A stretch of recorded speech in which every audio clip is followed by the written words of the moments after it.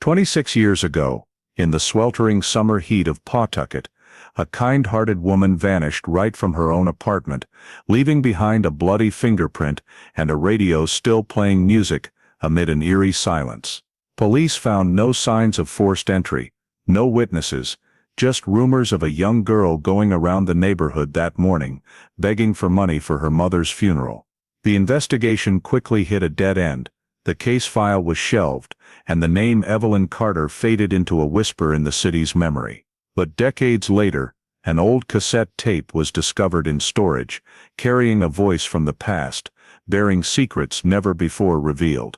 And that very voice would drag the entire case back into the light, bringing everyone closer to a horrific truth no one saw coming. Before we dive into this shocking true story, let us know where you're watching from, and if you love these journeys to uncover forgotten justice, don't forget to subscribe so you don't miss the next part. In the summer of 1987, the industrial city of Pawtucket, Rhode Island, was immersed in the stifling heat and the clatter of looms from the factories along the Blackstone River. The red brick apartment building on Walnut Street remained as quiet as every Saturday morning, with only the sound of the early bus and the distant cries of seagulls echoing.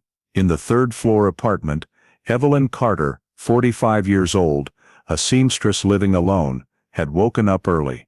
She was a quiet, hard-working woman, known in the neighborhood for always being punctual and keeping a tidy life. That morning, she planned to go to Providence with her sister Lillian Boone and brother-in-law Raymond to buy fabric and a few small items for the sewing shop. Evelyn wore a light floral dress, combed her hair neatly, and put her familiar wallet and a handwritten shopping list into her brown purse. Around 8:15, a neighbor from the floor below still saw her standing on the balcony, sipping coffee and exchanging a few greetings, mentioning that she was going shopping today and would be back before dark. That was the last time anyone saw Evelyn Carter alive. By nearly 9 o'clock, Lillian and Raymond drove up in their silver Chevrolet and parked in front of the building, bringing a basket of snacks for the trip. They rang the bell, but no one answered. They called her name several times, but there was still silence. From the slightly open window, the faint sound of the radio drifted out, playing an old Supreme song. Lillian felt uneasy in her heart, because Evelyn never kept anyone waiting. They tried calling the apartment phone. The ring went on long, but no one picked up. A neighbor came out and said that about half an hour ago, she had heard something heavy fall, thinking it was the cat knocking things over. The hallway air began to feel heavy, hot gusts from the window blowing through the corridor, carrying a strange metallic smell. Raymond knocked harder, called louder, but inside remained absolutely silent. A feeling of unease flooded them. Lillian gripped her husband's hand tightly, saying that something was wrong. Raymond tried to turn the doorknob, but it was locked from inside. The two looked at each other, hesitating for a few minutes, anxious between fear and hope that Evelyn had just gone out and forgotten to tell. Finally, they decided to leave the hallway, running downstairs to find the building receptionist. After recounting the story, Raymond asked the staff to call the Pawtucket police immediately for a welfare check. In the sweltering air of that mid-August morning, the landline phone rang long, recording the first report: missing person, female, 45 years old, Walnut Street area. Before the police could arrive, the apartment building on Walnut Street remained quiet in the summer heat. Lillian and Raymond stood near the reception desk, eyes fixed on the stairs while waiting for the sound of patrol car sirens. They hoped to hear the police or Evelyn's footsteps coming down, but instead came the sound of hurried footsteps from the third floor. Before they could react, a young woman burst out from the hallway, nearly slipping past them. She wore a blue shirt and gray skirt, her clothes splattered with blood, hair disheveled and matted with sweat. The fluorescent hallway light made her pale face starkly visible before she bolted toward the door. Raymond instinctively reached out to stop her, but only brushed her cold, blood-soaked shoulder. The woman dodged and disappeared down the stairs. The iron door at the ground floor rattled as she shoved it open and fled outside. Lillian stood frozen, watching the figure shrink in the sunlight. No one said a word. They heard the footsteps fading away until they stopped completely, leaving only the hum of the old exhaust fan and the faint radio music drifting from the upstairs apartment. Raymond rushed up the stairs to check Evelyn's door. It was still locked tight. He pressed his ear against it, catching a faint sound of something light falling, then absolute silence. The sharp, sickly sweet smell in the air made him step back. Lillian stood behind him, her voice trembling, saying they should wait for the police. They lingered in the hallway, hearts pounding, eyes glued to the third-floor door. A few minutes later, the sound of sirens rose on the street, the wail stretching long before stopping at the building's base. 2 Pawtucket Police Department officers entered, Sergeant Donald Hayes and Officer Mark Ellison. They were led upstairs by the receptionist. Lillian quickly recounted her sister's disappearance and the blood-soaked woman who had just fled. When they arrived, they saw dark red smears on the doorknob and faint smudges on the wall, signs that someone had tried to leave in a hurry. Hayes knocked on the door and called out loudly, but there was no response, only the radio static buzzing inside. He decided to force it open. With a hard kick, the hinges gave way, and the door swung wide. The air was thick, a rush of metallic and damp odor spilling out. The living room was dark and disarrayed, a chair tipped over, a broken coffee cup on the floor, curtains swaying lightly in the breeze. Ellison stepped in to check.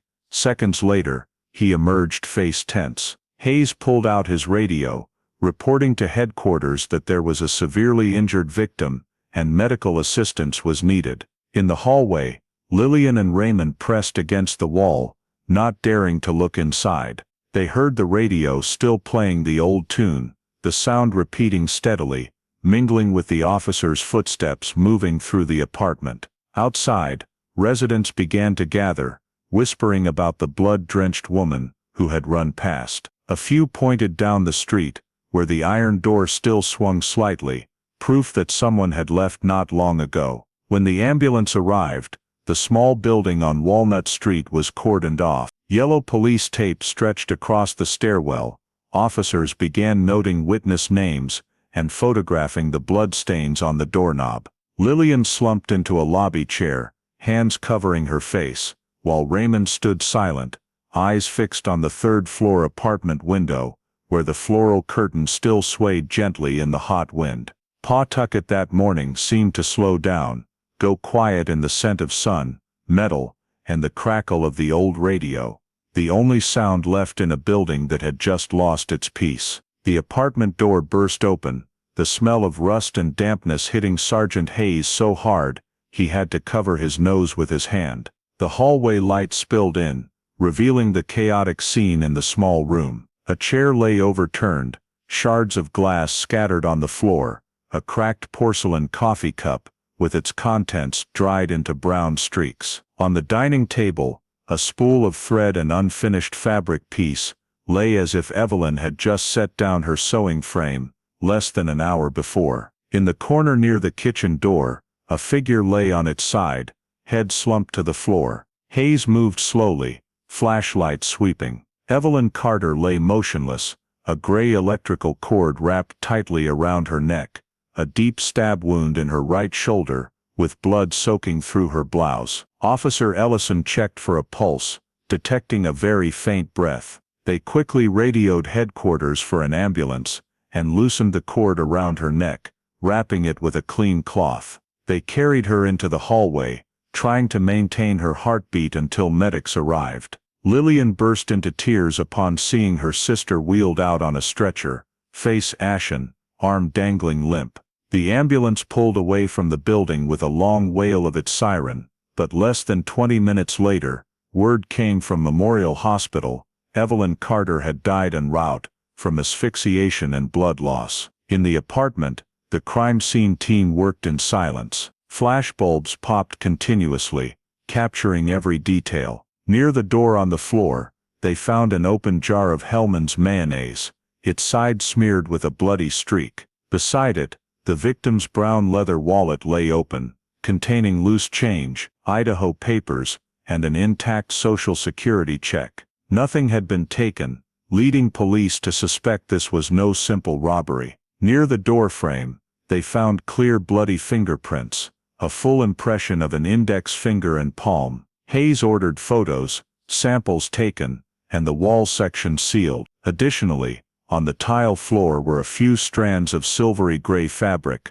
possibly from the assailant's clothing. The door lock was intact, no signs of forced entry. Police concluded Evelyn had let the attacker in herself, likely someone she knew. In the kitchen, 2 glasses of water sat on the counter, one still slightly warm. The second chair was pulled askew, with long skid marks to the middle of the room, indicating a brief struggle before the assault. The window curtain bore a few small blood droplets, suggesting the perpetrator might have been injured or splattered with the victim's blood while fleeing. The forensics team collected shoe prints, hairs, and a trail of blood smears leading into the hallway, matching the direction the blood-soaked woman had run. Downstairs, an elderly woman reported hearing a short scream around 8:30, then silence. A young man on the ground floor said he saw a young woman with black hair, wearing a blue shirt, carrying a brown bag, running out the front door. Those statements were carefully noted.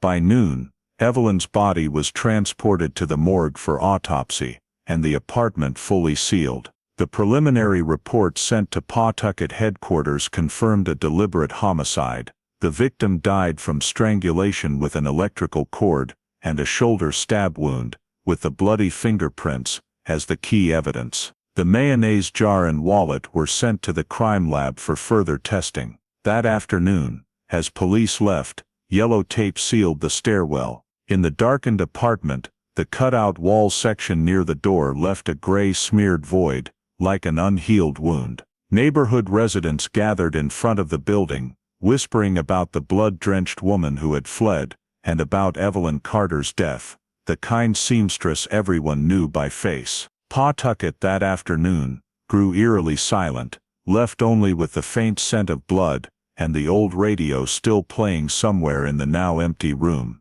its melody repeating endlessly, as if to remind that the peace of this small neighborhood had been severed forever. That afternoon, Evelyn Carter's body was brought to the Kent County morgue.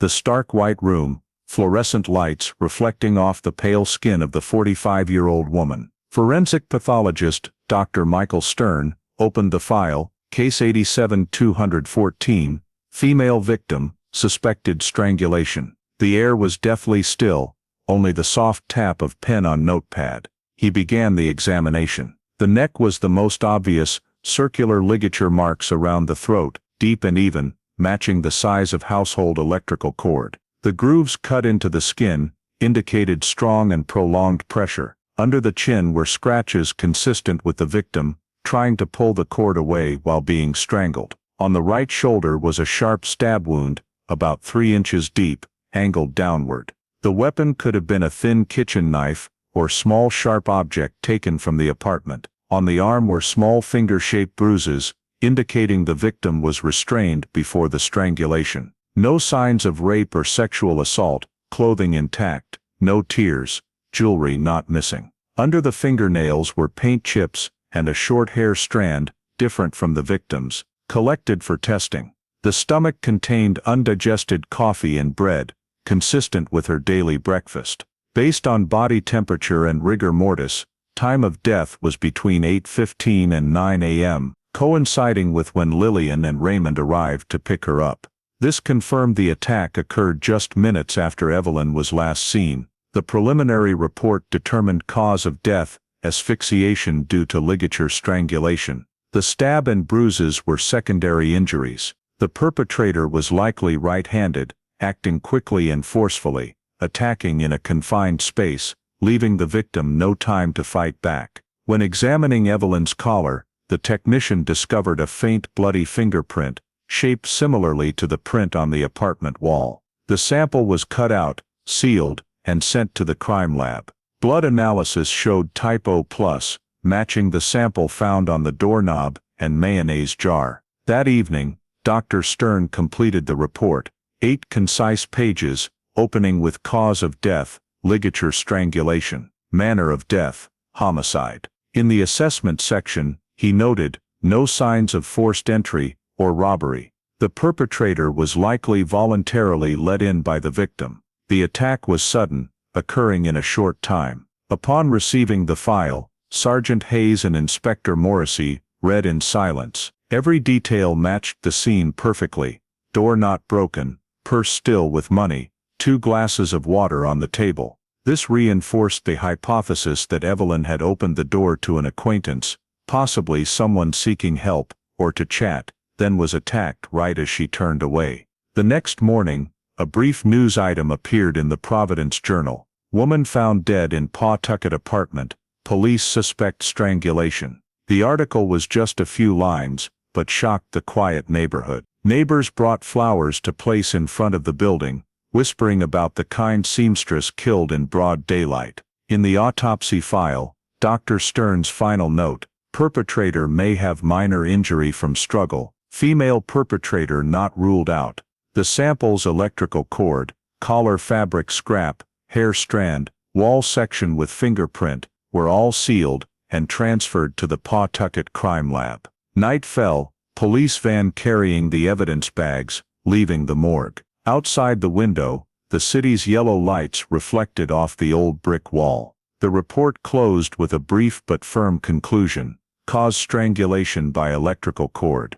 Time of death: morning hours between 8:15 and 9 a.m. Those words became the first foundation in an investigation that would span decades, beginning from an ordinary morning in the small industrial city, where Evelyn Carter's death opened a mystery that kept all of Pawtucket awake. The next morning, when the autopsy report was sent back, the Pawtucket Police Department began collecting statements around the Walnut Street neighborhood. Sergeant Hayes and Inspector Morrissey went door to door in the apartments, asking if anyone had seen anything unusual on the morning of the murder. A woman living on the 3rd floor said that around 8 o'clock, a young woman dressed neatly knocked on the door, speaking softly, asking for a few dollars to bury her mother. She looked tidy, spoke politely, wore a blue shirt, gray skirt, carrying a brown leather bag. The woman gave her $5 and saw her go up to the upper floor, toward Evelyn Carter's apartment. Another resident on the 2nd floor also reported a young woman knocking to ask for money with the same story. Her voice was slightly hoarse, friendly, wishing God bless before leaving. Both witnesses, when shown the description of the blood-soaked woman Lillian and Raymond saw leaving the apartment, affirmed it was very likely the same person. From those accounts, police created the first sketch of the suspect: female, 20-25 years old, slim build, about 5'3" tall, black hair, blue shirt, gray skirt, carrying a brown leather bag. She had a light southern accent, not a drifter but someone deliberately creating a good impression to get the door opened. At the morning briefing, Morrissey remarked, "This woman is the only link present during the time of the victim's death." He ordered a review of the resident list, questioning the building's security. The guard confirmed no visitors registered, main door auto-locked, only opens if buzzed from inside. This proved Evelyn had let the suspect in herself, believing she was there for help. Police expanded the search around the neighborhood. A nearby grocery store clerk remembered seeing the young woman walking along the sidewalk that morning, bag in hand, stopping in front of a few houses. A newspaper delivery man said he'd seen her standing outside Evelyn's apartment, looking around the hallway, as if waiting. About 15 minutes later, he heard a loud thud, but thought it was just something falling. Piecing it together, a timeline emerged clearly. The young woman appeared in the building, right when Evelyn was killed, knocking on multiple apartments with the same money for mother's funeral story, then vanished after being seen fleeing the scene covered in blood. By noon the witness report was complete. The physical description matched between the 3rd floor witness and Lillian's account. Sergeant Hayes marked and read in the file, "Female subject likely responsible for attack, possible homicide suspect." Police considered this woman the central figure in the case. Immediately they issued an internal alert, requesting patrols in downtown Pawtucket and Providence to look for someone matching the description. The sketch was sent to local charities and churches, places where panhandlers often went. However, no one recognized the woman. No name, no address, no clear trail. Morrissey and Hayes sat back in the file room, taping the sketch next to crime scene photos. The two images, the woman begging for money, and the one fleeing Evelyn's apartment, now aligned. Morrissey noted briefly in the log, "Suspect is young female, present at scene at time of death. Victim opened door voluntarily, possible perpetrator." That afternoon, urgent flyers were printed and distributed, wanted for questioning. Young female, dark hair, blue shirt, gray skirt, last seen fleeing Walnut Street apartments. News spread fast. The once peaceful little neighborhood grew heavy. Residents locked doors, whispering about the strange girl, begging that morning. No one knew who she was or where she came from, only that she appeared minutes before Evelyn Carter died, and vanished with unanswered questions. In the days following the influx of statements about the young woman begging for money, the Pawtucket Police Department entered its most intense investigation phase. Sergeant Hayes and Inspector Morrissey directed the compilation of a list of all women in the area, matching the description: black hair, slim build, around 25 years old. They went to every building around Walnut Street, knocking on doors to question, taking identification photos and fingerprints to compare with the bloody fingerprint collected from Evelyn Carter's apartment. Within a week, more than 20 women were brought to headquarters for printing. Technicians carefully rolled each set, manually comparing with a magnifying glass. Each card was laid next to photos of the blood stain, but after hours of checking, the results were the same: no matches. Without an automated identification system, every step was done by hand, and every comparison depended on the technician's eye. DNA technology wasn't widespread in Rhode Island at the time, so police could only rely on fingerprints, statements, and scene observations. Every small lead was followed, but none led anywhere. The sole suspect, the begging woman, remained nameless, addressless, and unrecognized by anyone at local churches or charities. Hayes decided to expand the search to the Providence area. Neighboring precincts were sent the sketch and description, asked to report if they spotted the woman. Scattered calls came in, but all dead ends. Several mistaken women were verified as waitresses or legitimate church fundraisers. After 2 weeks, the search campaign stalled. Meanwhile, the crime lab continued examining evidence from the scene. They sampled blood from the Hellman's mayonnaise jar, doorknob, and wall fingerprint for blood type analysis, but all results matched the victim's O+ type. No second blood sample, no fabric carrying different DNA, which they lacked means to determine anyway. Lab reports sent up all ended with the familiar line, "No identifiable match." Morrissey began suspecting the perpetrator might have left the state right after the crime. He contacted Massachusetts and Connecticut police for records of women arrested for fraud, petty theft, or similar scams, but no profiles matched. Each night, he and Hayes still sat before the evidence board, arranging photos, marking timelines, trying to connect the suspect's movements, but the gap between the begging girl and the blood-soaked woman, fleeing the scene, remained unbridged. At the press conference, after 2 weeks of investigation, Hayes stated briefly to reporters, "We have evidence, we have witnesses, but no identity yet. This is a tough case, but we're not stopping." Despite the firm words, everyone knew the case was slipping away. September 1987, the weather turned to fall. Cold winds swept through the Blackstone River, carrying faded, wanted for questioning, female, dark hair, blue shirt, warning flyers posted everywhere. In the investigation team's temporary office, the file stack grew thicker,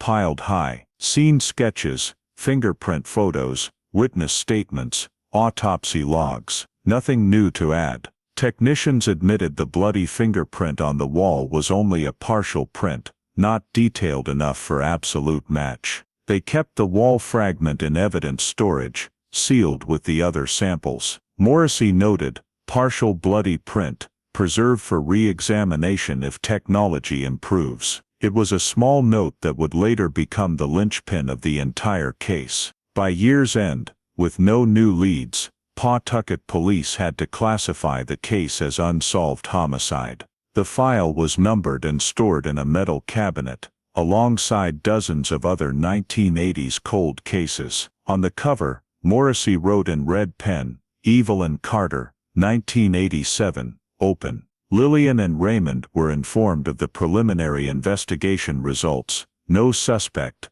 no arrests. They left the station in silence. Evelyn's apartment was sealed for months before the building owner re-rented it, but no one stayed long. Neighbors said they still heard faint radio playing in the mornings, though the power was cut. Early 1988, Pawtucket returned to normal rhythm. The case faded amid other news stories. In police records, Evelyn Carter's name sat amid the list of unsolved murders. Just a few dry lines: female victim, age 45, cause of death, strangulation, suspect, unknown. But in the memory of those living around Walnut Street, the image of the young woman in the blue shirt knocking that morning lingered, like a shadow that never fully faded. 3 months after the Evelyn Carter case stalled, winter blanketed Pawtucket. The file sat untouched in the police department's steel cabinet until one December morning when the hotline rang. The duty officer heard a middle-aged man's voice, calm but somewhat hesitant. He identified himself as Odell Boone, living in Warwick, saying he had important information about the woman murdered in the apartment on Walnut Street. Odell said he had attended a party and overheard a young woman named Denise Harper say that she knew something about the murder. According to him, Denise seemed scared and said she had been near the scene of the crime. When pressed for details, Odell provided her full social security number, birth date and address, all matching the real information in the resident records. His voice was slow, steady, not like that of someone making it up. He added that Denise had a small scar on her left wrist, a detail that only someone who had met her would know. Sergeant Hayes and Inspector Morrissey were immediately called in to listen to the recording. They assessed it as possibly the first lead in months of deadlock. Morrissey requested verification of the caller's identity and a search for Denise Harper. The lookup revealed a 24-year-old woman with the same name living in Cranston, who had been arrested for petty theft. The file described her as slim-build, black hair, about 5'3", close to the sketch of the woman begging for money the morning Evelyn was killed. That afternoon, Hayes reported to superiors, recommending reopening the file. In the minutes, Morrissey noted, caller identified as Odell Boone, credible information regarding suspect Denise Harper, female mid-20s. A team of officers was dispatched to surveil Denise, noting her schedule and acquaintances. She worked temp shifts at a laundromat, often hanging out with a group of friends at the local bar. Though no suspicious behavior was detected, the physical match quickly made her the focus of the investigation. Hayes tried calling back the number Odell provided, but no one answered. On the third try, an elderly woman picked up and said Odell rarely used the phone. Still, all the information he provided checked out, so the police believed he just wanted to stay anonymous. On December 12, 1987, the internal report was signed with the title, "Anonymous Tip from Odell Boone, Suspect Denise Harper." A photo of Denise was taped to the caseboard, next to the crime scene images. After nearly half a year with no progress, the Pawtucket police finally had a solid lead. That evening, in the quiet office, Morrissey jotted in the file, possible connection between Harper and victim, verify through prints. He believed that if they could get Denise's fingerprints, they could compare them to the bloody print on Evelyn's apartment wall. A new investigation officially began, sparked only by an anonymous voice on the phone, a voice that had brought a seemingly forgotten case back to life amid Rhode Island's freezing winter. 2 days after the anonymous call, the Pawtucket Police Department issued a hold order for Denise Harper for questioning. One morning in mid-December 1987, an unmarked patrol car pulled up outside the rundown apartment complex in Cranston, where Denise rented. She was 24, small-framed, with dark hair tied low, wearing a frayed denim jacket and gray wool pants. When the police knocked, she seemed more surprised than scared. "What's this about?" she said first, her voice hoarse, as if accustomed to life's minor troubles. Sergeant Hayes presented the questioning warrant, explaining they needed her statement regarding the murder on Walnut Street a few months earlier. Denise agreed to come along without resistance. At headquarters, she was led into a small interrogation room with beige-painted walls and a fluorescent light buzzing overhead. Morrissey started with simple questions. "Have you ever been to the Walnut Street area? Do you know anyone named Evelyn Carter?" Denise answered flatly, "Never." She said that morning she was home, getting ready for an early shift at the laundromat, and a neighbor could confirm it. Hayes watched her hands as she spoke, slender fingers, pale nail polish, and a small curved scar on her left wrist, just as the anonymous caller described. When asked about it, Denise gave a faint smile. "I got burned by boiling water as a kid." The answer was short, but enough to raise suspicion. After nearly 2 hours of questioning, Morrissey requested fingerprints and an identification photo to compare with the blood print from the scene. The crime lab worked through the night. Denise's fingerprint cards were laid next to photos of the bloody print on Evelyn Carter's apartment wall. Technicians used magnifying glasses, comparing whorls and ridge points. The results couldn't have been clearer. No match. The bloody print was partial, but differed in position and whorl direction, completely ruling out a match. They continued comparing it to the prints on the Hellmann's mayonnaise jar, also from the scene, but the result was still negative. The next morning, Morrissey read the forensic report and stayed silent for a long while. It all seemed to crumble in one night. All the hopes from the Odell Boone call evaporated. If the fingerprints didn't match, they had nothing to hold Denise on. She had never known the victim, had no clear motive, and her alibi for that morning shift was confirmed by a coworker. Morrissey had no choice but to sign the release order. Before leaving headquarters, Denise said just one cold line, "You're wasting your time." Though released, her name remained in the file as a person of interest. Morrissey thought the tipster might have been mistaken, or deliberately trying to mislead the investigation. He suggested rechecking the authenticity of Odell Boone, but when they followed up, the man had vanished. The phone number was disconnected, and the Warwick address had no record of anyone by that name. The local post office staff said they'd never heard of an Odell Boone in this area. The once verified information suddenly meant nothing. Internally, some began to suspect was the caller someone who knew Denise or wanted to harm her. Hayes reviewed all the minutes, but beyond the wrist scar, no details linked her to the case. No money missing from the victim's wallet, no strange footprints, no physical evidence connecting the two women. The police returned to Evelyn's apartment once more, combing the scene in hopes of overlooked clues. But the room had been sealed for months, the smell of disinfectant overpowering everything. The remaining evidence, the electrical cord, the wall with prints, the mayonnaise jar, had all been processed,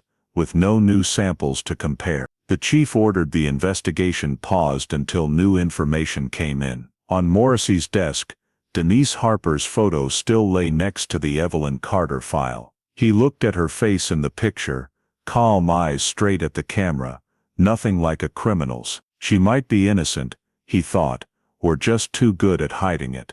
But either way, without evidence, they couldn't proceed. By month's end, the case officially returned to unsolved status. The closing report ended with a short line, "Fingerprints negative, subject released." All the hope the anonymous call had brought was now just dried ink in the file. As the first snowflakes covered the rooftops on Walnut Street, Pawtucket returned to its daily rhythm. No one mentioned Evelyn Carter, or the girl begging for money that year much anymore. The police filed the records back in the metal cabinet, resealed them, and marked pending further information. In the quiet air of winter, the case seemed to close once more.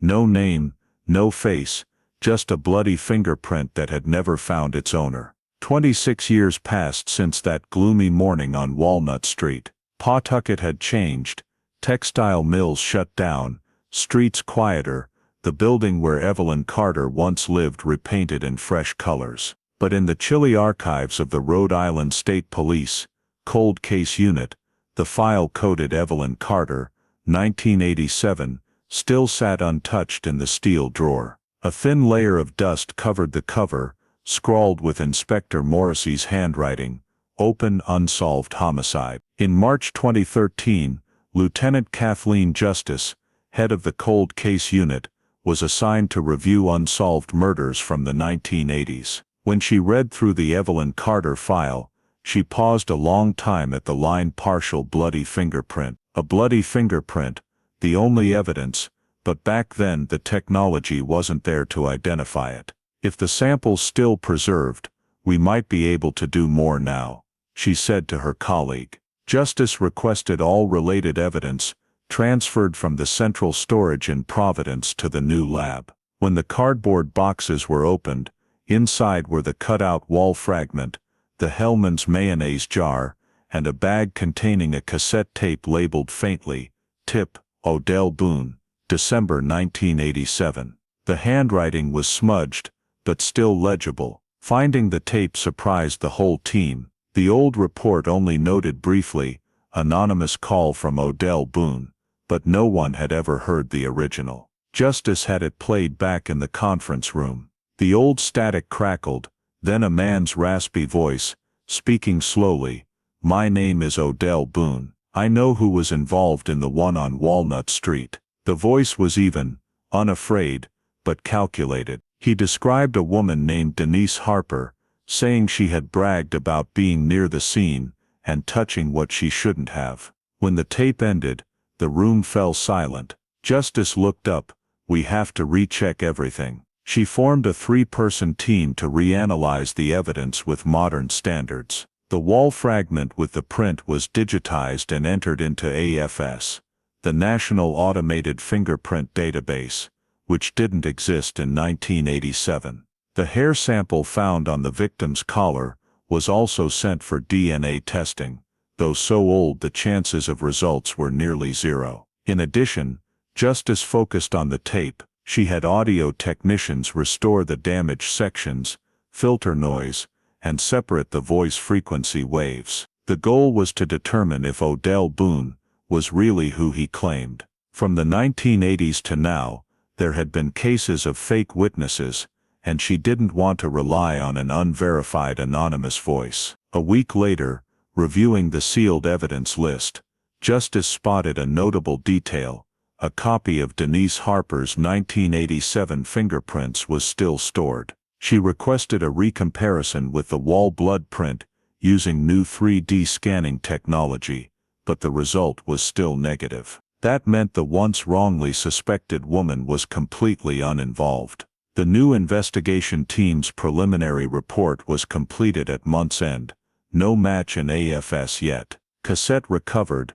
Key evidence. Re-investigation authorized. The final note, in Justice's own hand, possible identity error in original witness, Odell Boone. Verify. The small file room in Providence suddenly buzzed with activity. After 26 years, the Evelyn Carter case was officially reopened. The police resealed the samples, preparing to transfer them to the Advanced Analysis Lab in Boston. Amid the dense file cabinets, Lieutenant Kathleen Justice stood still, gazing at the black and white crime scene photo, floral curtains, overturned dining table, mayonnaise jar tipped over. Below the photo, Morrissey's old handwriting remained, "Fingerprints never lie."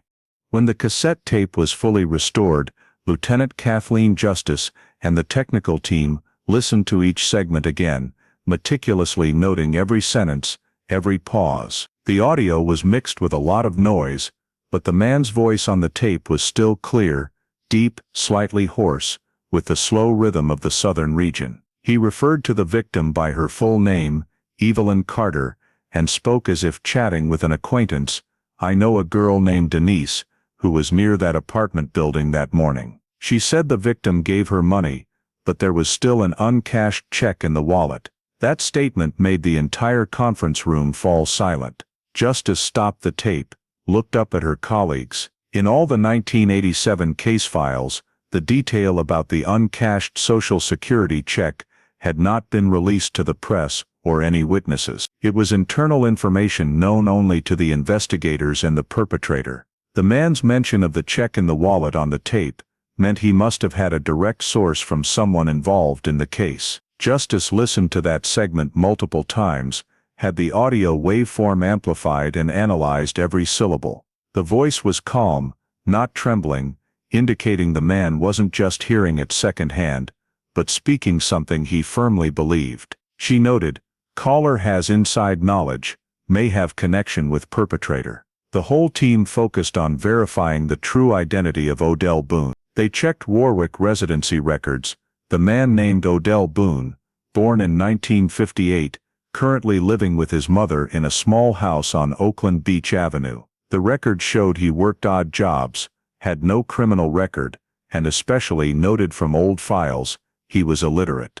This immediately caught Justice's attention, because in the call, the man fluently provided the Social Security number, birth date, and address, even spelling the street name correctly. Someone who couldn't read or write would have a very hard time doing that. The police went to Boone's house to meet him in person. The 55-year-old man opened the door, lean and gaunt, with a voice lighter than on the recording. When asked about the 1987 call, he shook his head. "I never called the police. I didn't even have my own phone back then." Justice played the recording for him. He frowned, was silent for a moment, then insisted, "That's not me. That voice is strange, nothing like mine." To be sure, the audio technicians compared Boone's real voice to the one on the tape, and the results showed clear differences in pitch and speech rhythm. The person on the tape had a deeper tone, spoke fluently, and had the ability to spell. Justice concluded,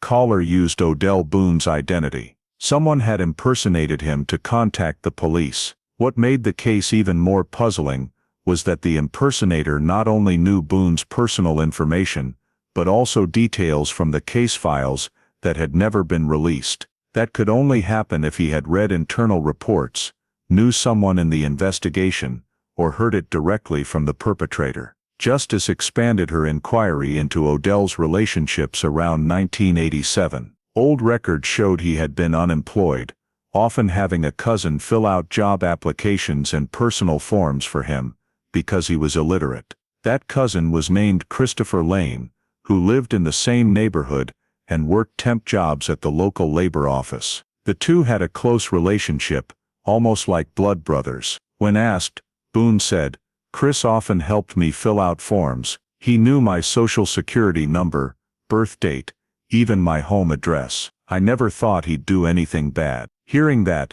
Justice immediately jotted in her notebook, "Possible impersonation by Christopher Lane." The pieces were starting to fit. If Chris was the impersonator, he not only had enough personal information to pose as Odell, but could also access confidential case info, possibly through an acquaintance involved in the case. The investigative team had the entire tape restored, filtering out noise to the highest level. In the final segment, the Odell voice added a strange detail.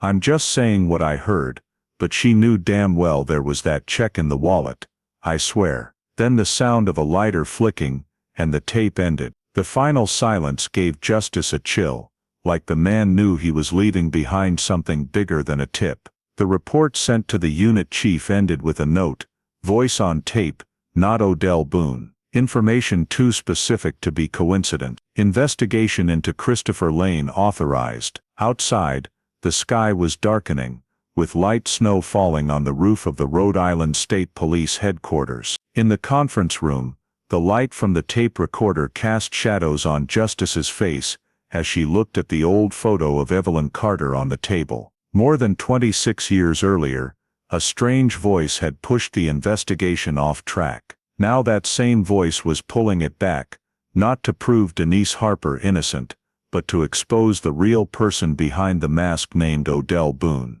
When it was confirmed that the voice on the tape wasn't Odell Boone's, Lieutenant Kathleen Justice decided to go to Warwick to meet him in person for clarification. The small wooden house sat at the end of a road near the Oakland Beach shoreline, where spring winds rattled the sagging porch. Odell Boone greeted them quietly, wearing an old brown jacket, his eyes tired but sincere. He lived with his elderly mother and hadn't left the neighborhood in years. When the investigative team explained the reason for their visit, Odell seemed confused. "I don't know anything about any case. Back then I was working at the fish factory. Didn't watch the news much," he said, his voice hoarse and slow. Justice opened her notebook, asked him about the 1987 call. Boone frowned.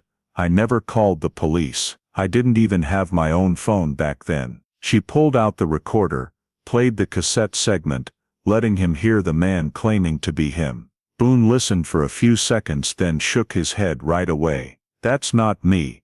That voice is different. I couldn't even talk that smoothly." When Justice asked if anyone could know his personal information well enough to recite it so clearly, Boone thought for a moment, then answered, "Probably just Chris, my cousin. He used to fill out job applications for me, because I can't read or write." That information caught Justice's attention. Residency records confirmed Christopher Lane, 53 years old, was Odell's close relative, living just a few blocks away. In the 1980s, Chris had done temp labor at the Rhode Island State Employment Office, where he might have interacted with many local residents. When the investigative team went looking, Chris's house was silent, windows shut tight, the rotting fence covered in moss. A neighbor said he lived alone, occasionally biked to the market, but rarely talked to anyone. Justice obtained a contact warrant and went to see him that afternoon.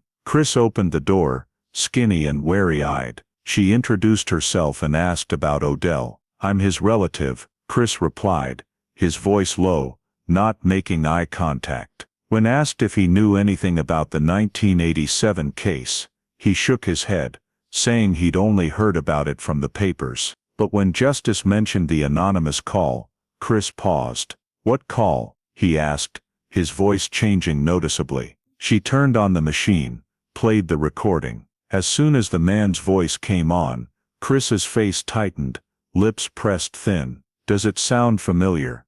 Justice asked. He didn't answer, just stared at the floor. After a few minutes of silence, Chris said quietly, "It sounds, but it's not me." Justice noticed his hands trembling slightly. She opened the old file, showed him the note containing Odell's personal information that the anonymous caller had provided 30 years earlier. "Can you explain why that person knew Odell's social security number, birth date, and address so exactly?" Chris sighed. "I used to help him fill out job applications, probably wrote it down many times. Someone could have seen it."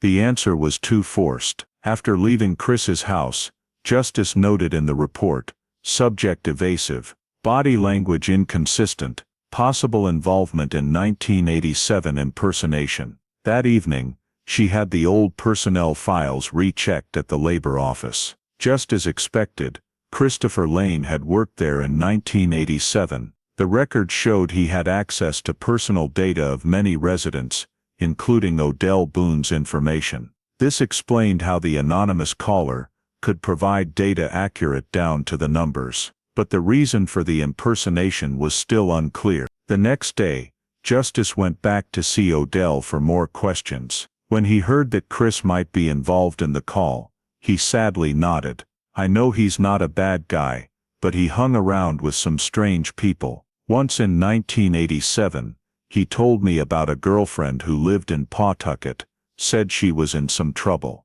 That name caught Justice's attention.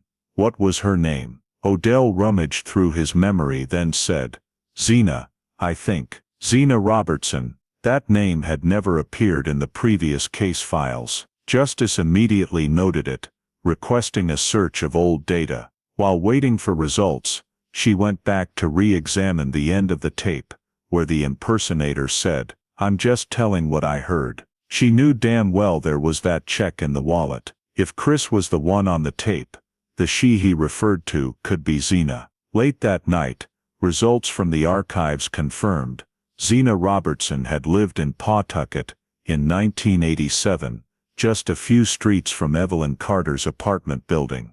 The records also showed she'd been questioned by police in a minor theft that same year, then left the city afterward. Piecing it all together, Justice began to see a clearer picture. Christopher Lane had impersonated Odell Boone to call the police, deliberately providing false information about Denise Harper to cover for or protect a woman named Zena Robertson. She reported the discovery to her superiors, with a preliminary conclusion: true identity of anonymous caller, Christopher Lane, motive unclear, possible connection with female suspect Zena Robertson. Further investigation required. As she left the office, Justice looked out at the parking lot buried in snow, her heart heavy. After more than 20 years, the seemingly anonymous voice on the tape now had a face. An ordinary man, who had lived in the community, now becoming the link to unravel the rest of the mystery. But what troubled her most was the unanswered question: why had Chris called back then? For guilt, fear, or to save someone else from getting caught? On May 4, 2013, after gathering enough evidence showing Christopher Lane was the one who had impersonated Odell Boone in the 1987 call, Lieutenant Kathleen Justice decided to conduct a formal interrogation. That afternoon, she and 2 other agents went to the small wooden house where Chris lived on the outskirts of Warwick. The house was silent, windows dusty, grass growing knee-high. When the police knocked, Chris opened the door looking weary. He was much older than in the old files, hair streaked with gray, skinny frame, eyes cloudy. Justice introduced herself, handed him the invitation to cooperate in the investigation. Chris glanced at it, silent for a few seconds, then nodded slightly. I knew this would come back eventually. He agreed to go to the Rhode Island State Police headquarters to talk. In the interrogation room, fluorescent lights reflected off the two-way mirror. Chris sat across from Justice, hands clasped, voice calm, but eyes watchful. Justice started with the old recording. The man's voice on the tape filled the room. This is Odell Boone. I know who was involved in that thing on Walnut Street. When the sound stopped, she looked straight at him.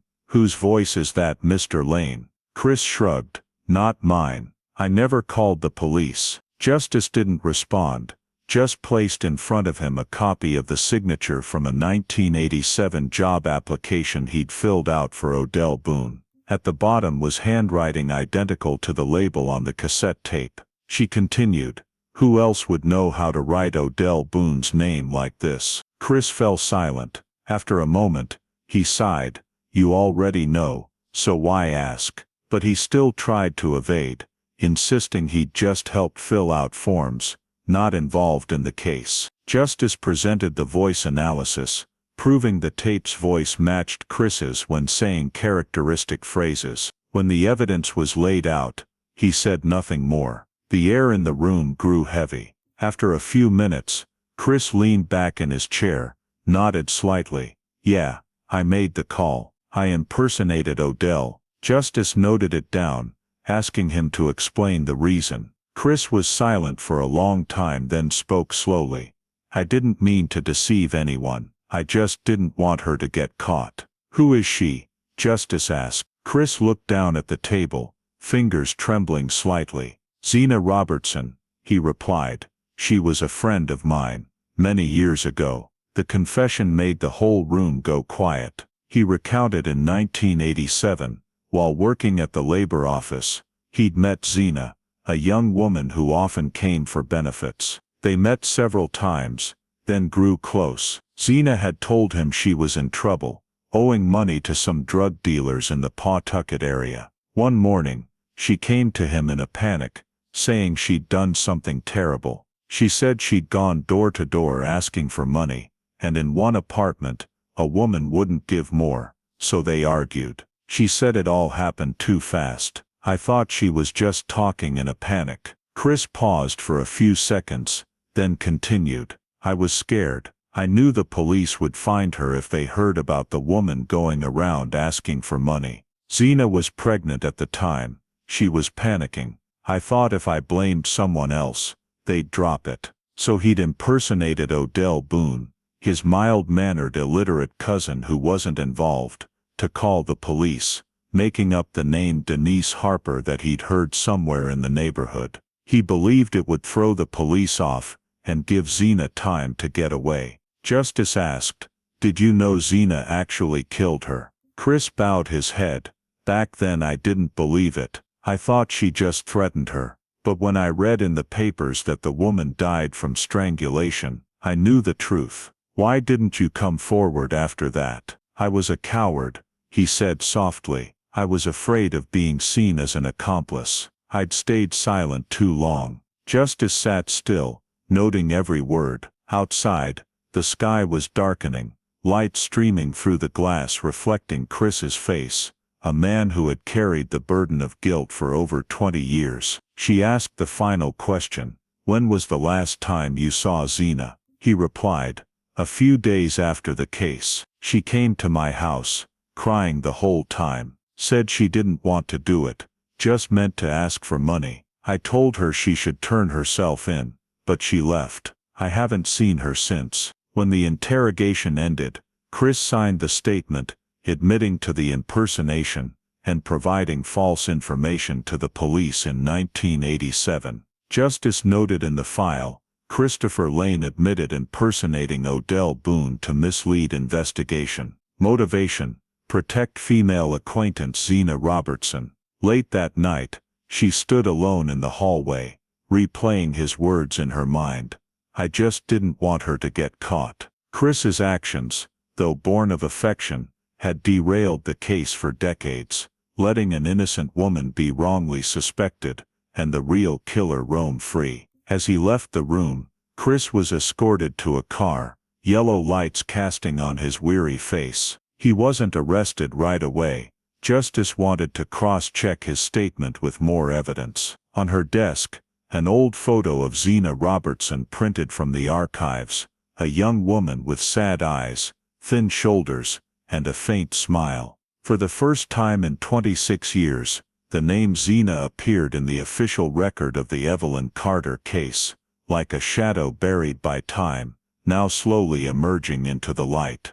After the first confrontation session, Lieutenant Kathleen Justice gave Chris Lane a short break before returning to the interrogation room. On the table, the recording that had just been transcribed into text was still warm with the scent of fresh ink. She needed to confirm every detail, especially the woman named Zena Robertson. Chris sat silently, his hands clasped together, his gaze distant. When Justice asked directly, "Did Zena say anything to you about the Evelyn Carter case?"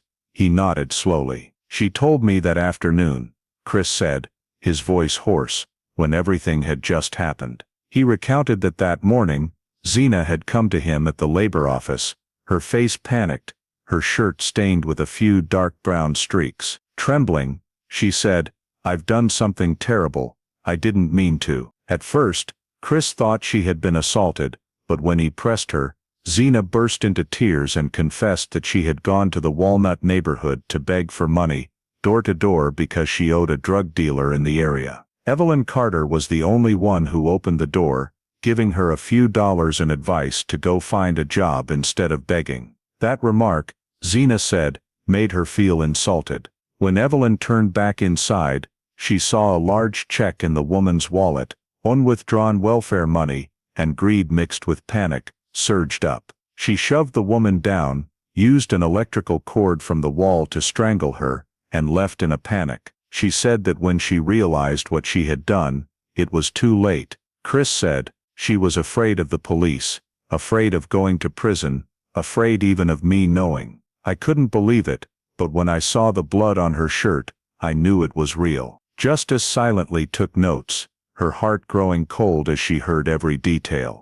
This was the first time in more than 26 years that someone had accurately described the sequence of events in Evelyn Carter's murder. She continued, "Why didn't you tell the police?" Chris bowed his head. "I was stupid. I thought if she got caught, The baby in her belly would have no one to care for. She said she was pregnant, begged me for help. I thought if we just pinned it on someone else, the police would drop it. He paused for a moment, his eyes red-rimmed. I didn't expect the case to go cold for decades. Justice sat up straight, looking him in the eye. Are you sure Zena said exactly that she killed Evelyn Carter? Chris nodded. She said I killed her, not I witnessed it, or I know who did it. Straight from her mouth. That affirmation turned everything around. When Chris left the room, Justice immediately summoned the investigation team. All the old evidence, the bloody fingerprints, the mayonnaise jar, the welfare check, was pulled out for review. On the whiteboard in the meeting room, she wrote in large letters, Zena Robertson, new suspect, 1987 case. First step, the team combed through residency data. Zena had lived in Pawtucket until 1988, then moved to Massachusetts, then disappeared from tax records. They found a traffic ticket in her name in Boston in 1990, but no trace after that. An old ID photo showed a woman with black hair, deep-set eyes, a small face, strikingly matching the witness description from that year. Justice looked at the 1987 sketch, taped next to Zena's real photo. The two faces were nearly identical. It can't be a coincidence, she said. The whole team nodded in unison. The interrogation report was sent up to the commander, concluding, Christopher Lane admitted protecting Zena Robertson, who confessed involvement in Evelyn Carter homicide. That same day, a search warrant was signed, requesting the location of Zena Robertson across the entire state of Rhode Island and Massachusetts. That evening, Justice sat alone rereading the old case file. Every detail Zena had told Chris matched the scene, the electrical cord around the victim's neck, the welfare check in the wallet, the open mayonnaise jar, details never publicly released. That proved Zena had really been in the apartment that morning. She knew Chris's testimony alone wasn't enough for a conviction, but it was the first evidence linking a specific person to the scene. She needed physical verification, fingerprints, blood samples, or any remaining traces. She requested the forensics team to recompare the bloody fingerprints on the wall with the National AFI's database. As her colleagues left the room, Justice remained seated in front of the caseboard. The black and white photos from 1987, the messy kitchen, the electrical cord, the mayonnaise jar, seemed to come alive under the light. She added a line in red pen, motive theft, during solicitation. Suspect, Zena Robertson, connection confirmed by Christopher Lane confession. The night rain pattered outside the window. She knew that from this moment, the Evelyn Carter case was no longer a faded old file. It had a name, a face, and an indirect confession, something no one had gotten in all these years. Before leaving the office, Justice opened her notebook and wrote one more line. Find her before the past buries the truth again. After more than 26 years, Zena Robertson officially became the new suspect in the murder case that had shocked all of Pawtucket.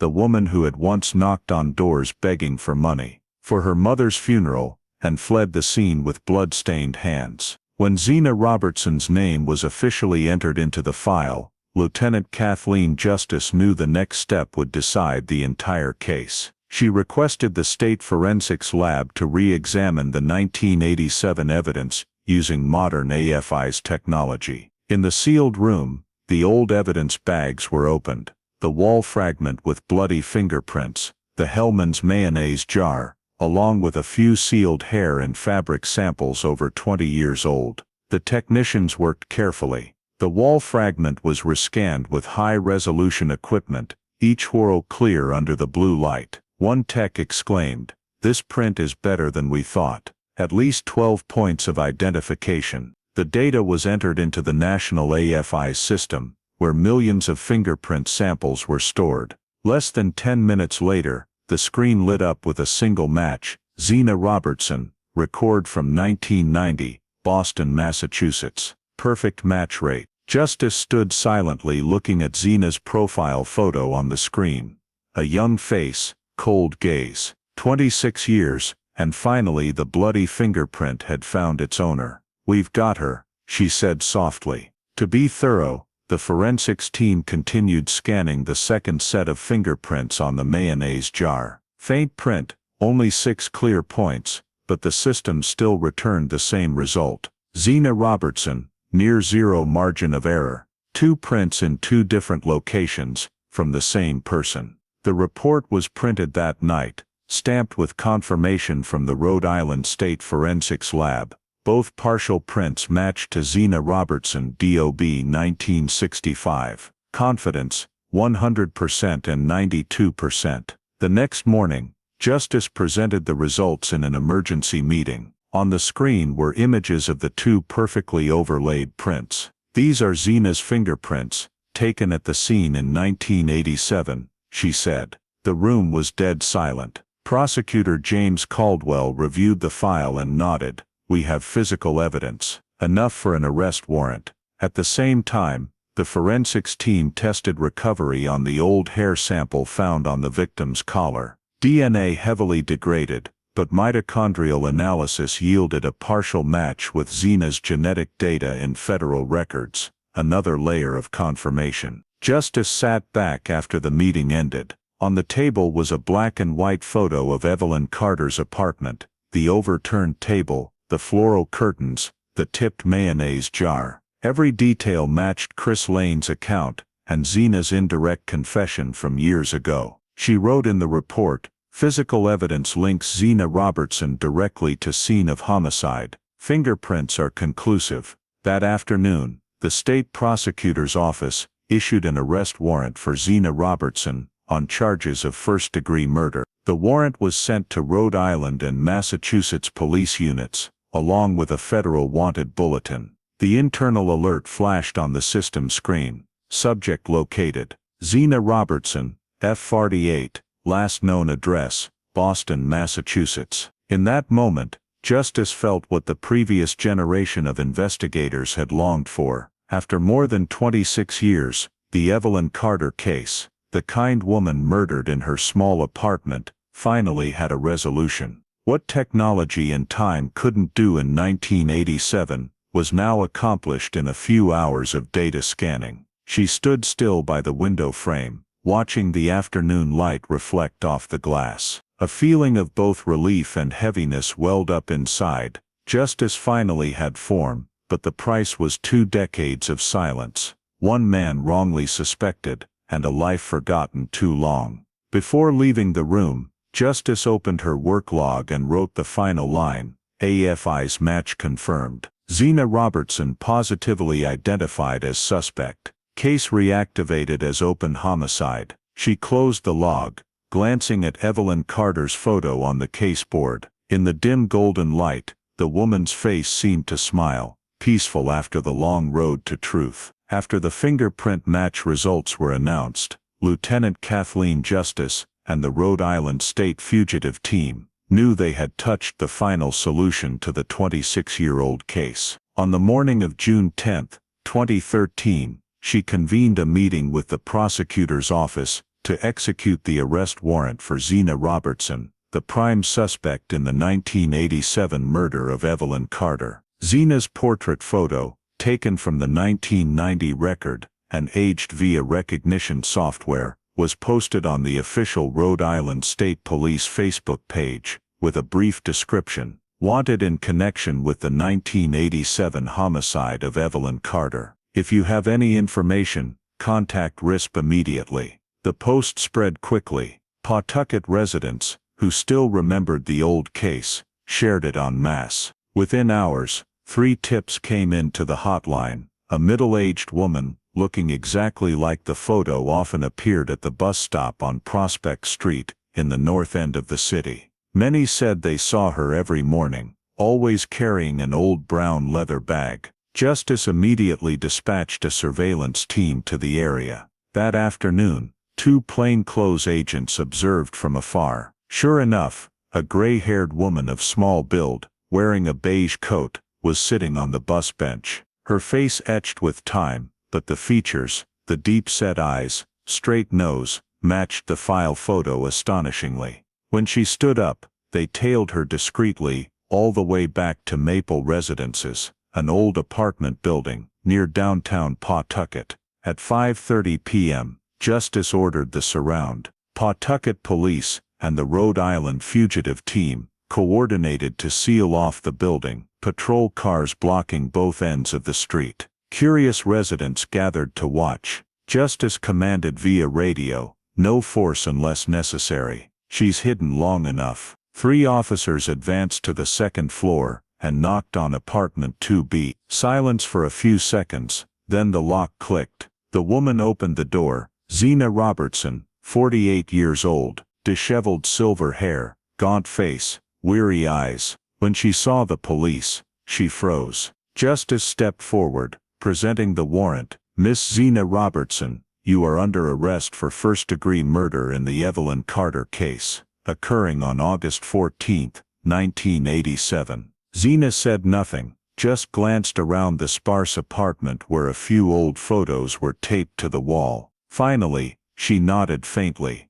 "I knew this day would come," she said softly. Without resistance, she extended her hands for the cuffs. On her left wrist, a faint scar remained, a detail matching the original file description. As she was led down the stairs, neighbors gathered in the yard below. One whispered, "Oh my God, it's her. I remember that face from years ago." Flashing lights reflected off Zena's face, making the scene slow motion. The woman who had once fled, now walked calmly into the sunset, surrounded by police. At Pawtucket headquarters, Zena was read her rights and interrogated. When asked if she wanted to make a statement, she only said, "I'll wait for my lawyer." Her voice low and raspy, her gaze distant, as if she knew everything was over. In the seized brown purse, police found only a few personal items, and an old photo of her with Christopher Lane, the man who had hidden her crime for over 2 decades. At the same time, the state prosecutor's office issued a press release. Zena Robertson, 48,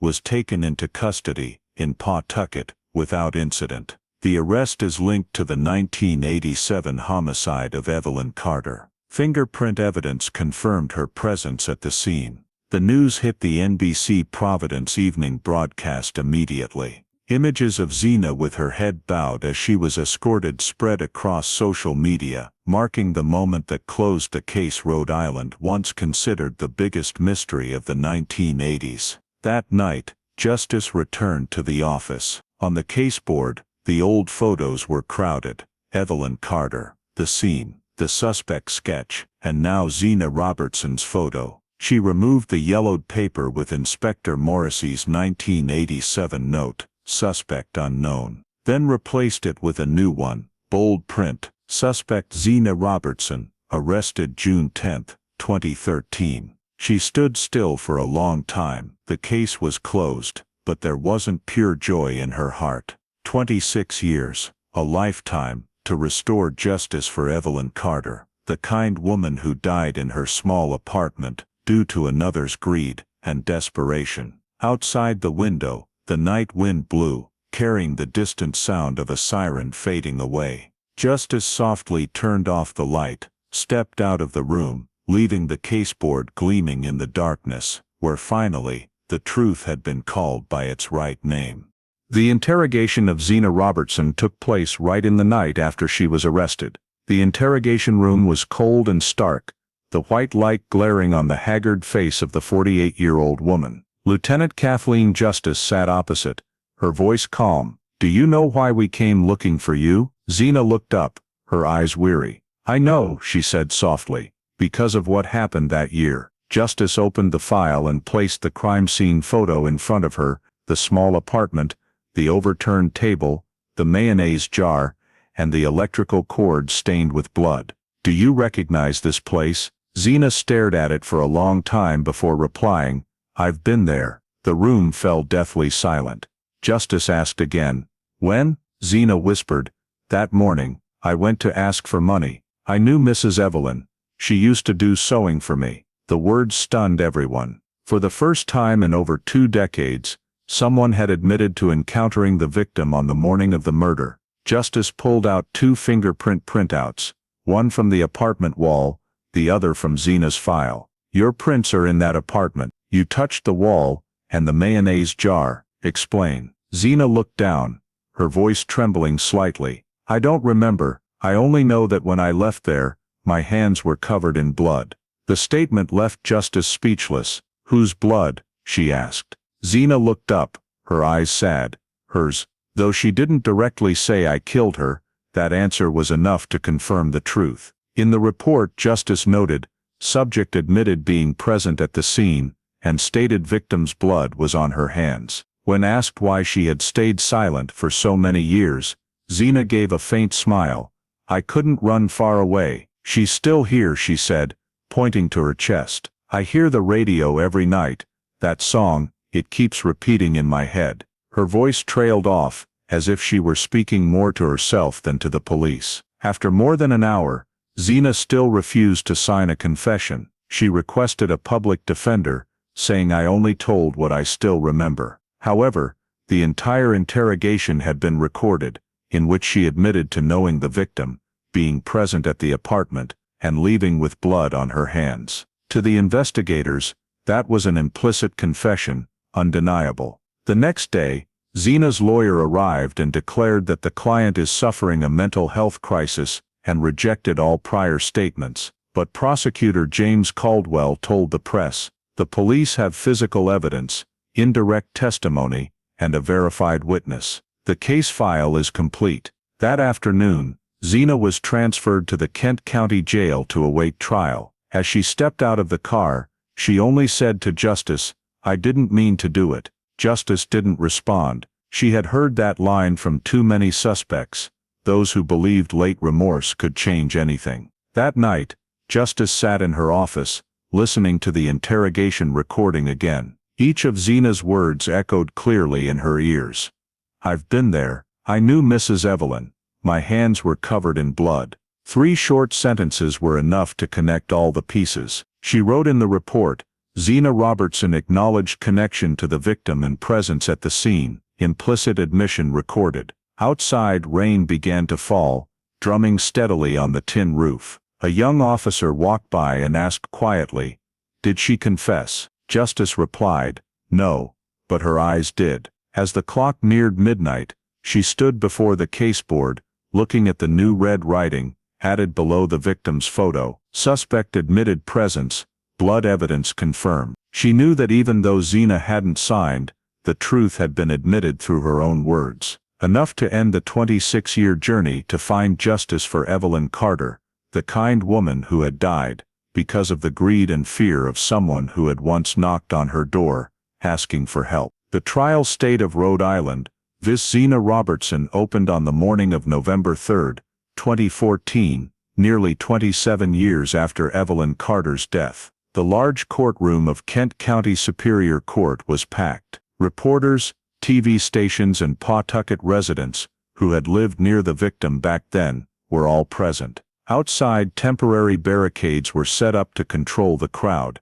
Many just wanted to see the face of the woman who had once shaken the entire city. Zena Robertson was led into the courtroom in gray prison clothes, her face thin and exhausted. She didn't look around, only nodding slightly when Judge Eleanor Briggs asked, do you understand why you're standing before this court? I understand, Zena replied softly, her voice hoarse like smoke. The prosecution was led by James Caldwell, head of the criminal division at the Rhode Island Attorney General's office. He opened with a brief statement. Mrs. Evelyn Carter lost her life in her own apartment, strangled with an electrical cord and left with a bloody fingerprint.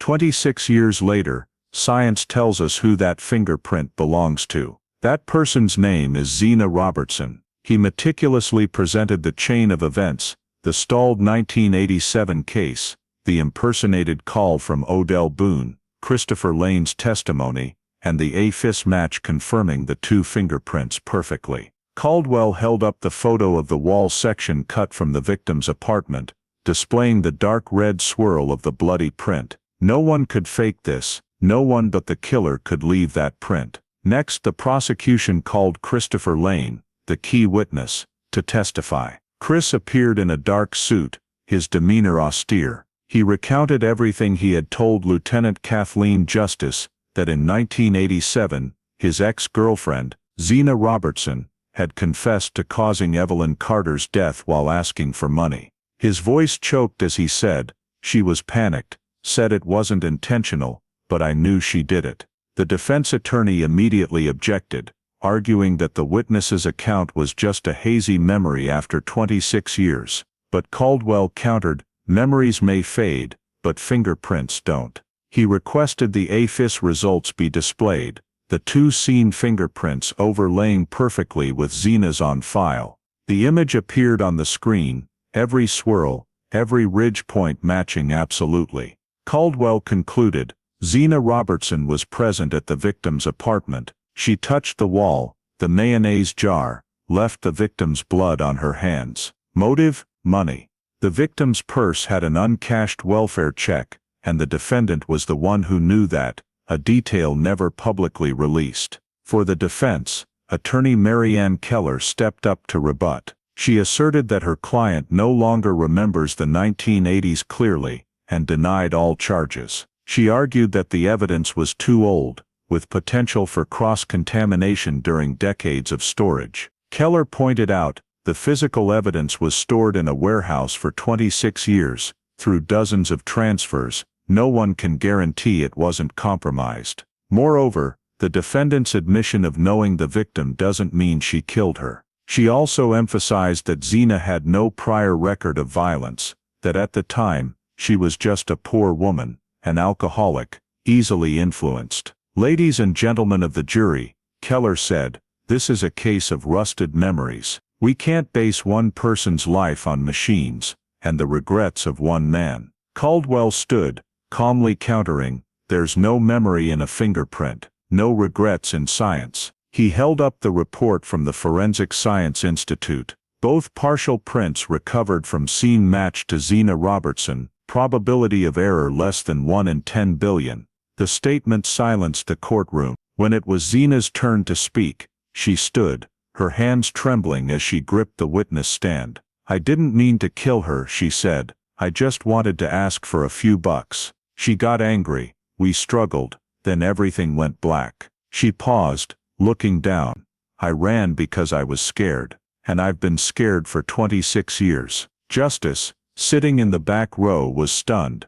To her it was the first time Zena had clearly stated what happened. No more denial, no more excuses. For a few minutes the courtroom was pin-drop silent, only the rustle of paper and the scribble of pens and notes. On the third day of the trial, the prosecution presented all the evidence again. The fingerprints, Chris's testimony, partial DNA match from the hair, and the implicit confession in the interrogation. Caldwell concluded to the jury, "This isn't a case of memories, this is a case of evidence." Evelyn Carter helped others her whole life, and she lost her life for that kindness. The defense made a final plea for sympathy, saying Zena had endured old age and poverty, that life in prison now is no different from a death sentence. But the prosecution stressed, no one has the right to take another's life, no matter how much time passes. After 3 hours of deliberation, the jury returned to the courtroom. The tension was so thick you could hear the ticking of the clock. As the foreman read the verdict, Zena stood motionless, her hands clenched tight. On the charge of first-degree murder, the jury unanimously finds guilty. Zena bowed her head. Below, Lillian Boone, the victim's sister, now in her 70s, burst into tears. Justice gripped her hand and whispered, "Justice has come, even if late." Judge Briggs read the sentence. Zena Robertson is sentenced to life imprisonment without parole. Gavel down. The courtroom buzzed with murmurs, then fell silent. Zena turned back to look at the gallery, her eyes vacant, no longer angry, just weary. As the police led her away, Justice stepped out of her row and watched. In her heart, there was no triumph, only a heavy sense of someone who had reached the end of a story. She recalled the first words on Inspector Morrissey's initial file, "Fingerprints never lie." Indeed, for 26 years, only they had never been silent. That afternoon, the local news opened with a ticker. After 26 years, justice served. Zena Robertson sentenced to life for 1987 Pawtucket murder. In the small office of the investigations team, Justice took down the caseboard, carefully clipping the photos and papers into a new binder. On the first page, she wrote in red pen, "Closed. Convicted. State of Rhode Island versus Zena Robertson." Then she gently closed the thick file, looking out the window where the late afternoon sun shone down on the peaceful city of Pawtucket. After nearly 3 decades, justice had arrived, slow, laborious, but never lost its way. After the verdict was announced, the atmosphere in Pawtucket was filled with conflicting emotions. The Evelyn Carter case, once an unhealed wound for the community for over 2 decades, had finally closed. The next day, the Providence Journal ran a huge headline on the front page: "Justice after 26 years, Zena Robertson sentenced for 1987 Pawtucket murder." Local media covered it extensively. TV channels replayed trial footage, recapping the long journey of the case, from the impersonated Odell Boone call, Denise Harper's wrongful suspicion, to the AFIS technology that identified the fingerprint. For Pawtucket residents, this wasn't just news, it was closure for a piece of collective memory that had haunted them since the 1980s. A week later, the city held a memorial for Evelyn Carter at St. Mary's Church, just a few blocks from the apartment complex where she once lived. On that November morning, cold winds blew in, but dozens of former residents still came, bringing flowers and candles. Lillian Boone, the victim's sister, gave a brief speech. "We've waited for this too long." Evelyn believed kindness could redeem people, and in the end, justice redeemed my sister's soul. The words brought tears to many eyes. In the back row, Denise Harper, who had been wrongly suspected 26 years earlier, bowed her head silently. When reporters approached, she only said, "I lost half my life in fear. Now I just hope Mrs. Evelyn rests in peace." A few days later, the Rhode Island State Police officially issued a public exoneration statement for Denise Harper, affirming she had no involvement in the case and was a victim of misinformation in 1987. The news spread widely, ending years of lingering rumors. NBC Providence aired a half-hour special, recreating the investigation journey, from the aged fingerprint to Zena Robertson's arrest. The closing shot showed Lieutenant Kathleen Justice stepping out of Kent County Courthouse after the case closed, her face resolute yet weary. The reporter asked, "What are your feelings right now?" Justice just smiled. "Justice comes late, but it never goes out." That quote quickly became the headline for countless follow-up articles. A month after the trial, Justice submitted her retirement papers after 28 years of service. On her last day, she cleared her desk, taking down the old case photos from the bulletin board. Outside the window, Rhode Island skies drizzled lightly, the wind mixing with the sound of cars on Walnut Street, where it all began. She closed the file over 400 pages thick, clearly marked on the cover, "Case closed. Zena Robertson convicted, 2014. Then she placed the binder in the steel cabinet, where unsolved cases once seemed eternal. That afternoon, as she left the building, Justice paused before the small unit memorial plaque for the Cold Case Division, engraved with Inspector Morrissey's words, "The original investigator, fingerprints never lie." She smiled, lightly touching the bronze plaque, then stepped out into the cold rain. In Pawtucket, people still speak of the case as a cautionary tale, and a testament to the endurance of justice. A small plaque was erected near Evelyn Carter's old apartment complex, engraved with "In memory of Evelyn Carter 1942-1987, a gentle soul taken too soon. Justice delayed, but never denied." As night fell, the candles around the plaque still burned brightly, reflecting off those words. 26 years of waiting, and finally, the truth had been called by its right name. And though time may fade everything else, in Pawtucket, the small city by the Blackstone River, people still believe what Kathleen Justice once said on camera: "Justice may come late, but it never goes out." The story of Evelyn Carter shows that justice in the United States stands on three pillars: vigilant community, science-based investigation, and the integrity of the system. First lesson: be cautious with anonymous information. The fake call from Odell Boone plunged Denise Harper into suspicion for 26 years. Today, before sharing or convicting on social media, ask yourself, who is the source? Can the facts be verified? Does it harm anyone? Second lesson: the power of science. The bloody fingerprints on the wall and on the mayonnaise jar, when rescanned with AFIS, unlocked the truth. Support investments in laboratories, evidence preservation procedures, and cross-check standards, things that save the innocent and hold the guilty accountable. Third lesson: the role of the community. The Rhode Island Police's Facebook post led to residents identifying Zena at the Prospect Street bus stop. Instead of standing by, become the legal eyes and ears for the neighborhood. Report through the proper channels. Don't confront on your own. Finally, nurture compassion alongside legal discipline. Evelyn opened the door because she wanted to help, but kindness needs safety. Limit opening doors to strangers. Donate through trusted organizations, and if you fall into crisis like Zena did, seek support services. When Lieutenant Kathleen Justice closed the file before retirement, the remaining message for present-day America is: justice may come late, but don't let apathy make it never come. Thank you for following the story to the end. The journey of more than 2 decades in search of justice for Evelyn Carter reminds us that the truth may be buried, but it never disappears. If you're interested in cold cases like this, hit subscribe and see you in the next video, where we continue to reopen files that seem to have gone dormant.